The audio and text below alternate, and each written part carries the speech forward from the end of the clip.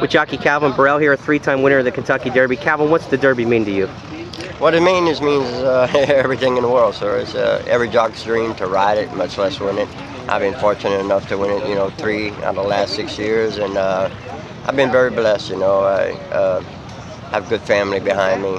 I have a good brother that pointed me in the right direction all along, kept me safe and sound, healthy, good wife, and a lot of support from my family. And I think to win the Derby, you need that. You need a lot of support behind you.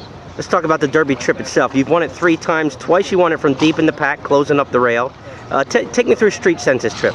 Well, Street Sense, going in, I thought he was the best horse, so I rode him like the best horse. I had no pressure, Carl, give me the reins and said, go ahead and ride your race, you know what you're doing. And, where I pointed him, he was there, and I had a good trip.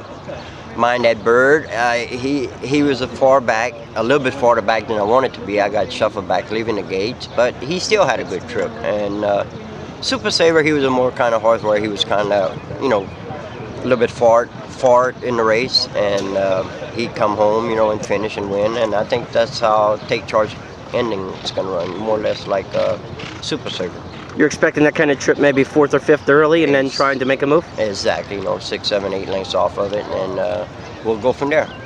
Tell me about riding the rail at Churchill Downs. Is it a boon to be down there? Is it harder, or is it just guts getting through? No, it's just a track that I know like my hands, and I rode at Louisiana Down. It's the same kind of track, pole to pole, and I just know it like the back of my hand. You've had a lot of success here and at Oaklawn. When you go to some of the other circuits, is it more just the connections and the trainers that you ride for?